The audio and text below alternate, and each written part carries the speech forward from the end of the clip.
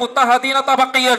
تخلده الجمعية تحت شعار نضالات الجمعية الوطنية لحملة شهادات المعطلين بالمغرب جزء لا يتجزأ من نضالات الطبقة العاملة.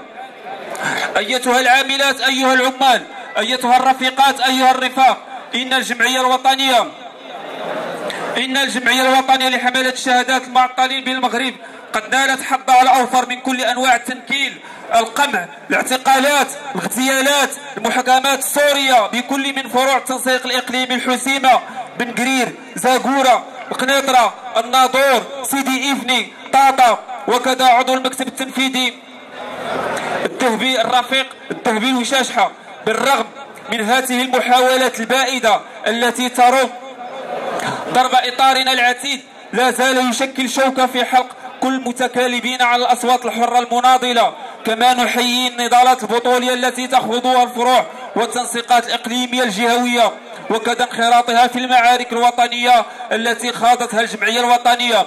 كما ندين سياسة التسويف والتماطل والتراجعات عن الوعود المقدمة للجمعية الوطنية والمتمثلة في تصريحات الحكومة لضرب الحق في التوظيف المباشر في أسلاك الوظيفة العمومية، والالتفاف عليه بمبرر إجراء مباريات التي نعتبرها مشبوهة ناهيك عن المحسوبية وزبونية.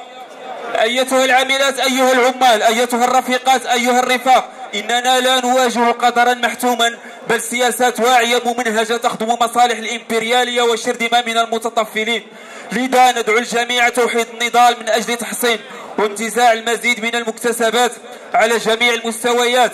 الجمعية الوطنية لحملة شهادات المعطلين بالمغرب مقبلة على عقد مؤتمرها 11 خلال شهر يونيو المقبل تحت شعار تنظيم قوي، نضال وحدوي لتجدير الوعي الطبقي بقضية البطالة، حلقة في مسار النضال الشعبي حتى إسقاط السياسات اللا وطنية، اللا ديمقراطية، اللا شعبية للنظام التبعي. لهذا ندعو فروع الجمعية الوطنية أن تكون في الموعد، كما ندعو كافة التنظيمات الديمقراطية التقدمية السياسية النقابية الجمعوية الشبيبية والنسائية والعمال والفلاحين والطلبة والتلاميذ والمهمشين وحركة 20 فبراير وكل شرفاء هذا الوطن لدعم نضالتنا. أيها الرفاق، أيتها الرفيقات، أيها العمال، أيتها العميلات، إن الإطار العتيد الجمعية الوطنية لحملة شهادات المعطلين بالمغرب يقف في هذه المنصة في هذه اللحظة التاريخية، يوم العيد الأممي للطبقة الشغيلة، لنعلن للجميع ولنعلن الرأي العام ولكافة المناضلين الشرفاء على أننا دائما في خندق واحد مع الطبقة الشغيلة، نناضل ضدا على الرأسمال وضدا على الاضطهاد وضدا على الاستغلال الطبقي. الرفاق والرفيقات، الجمعية الوطنية إطار قوي صامد مناضل رغم كل السياسات التي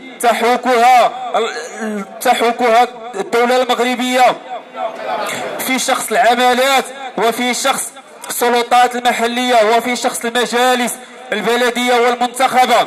إن الإطار العتيد قوي ومنظم، قوي بنضالاته، قوي بالقوة التنظيمية، ورغم المحاولات اليائسة لشق صف المعطلين.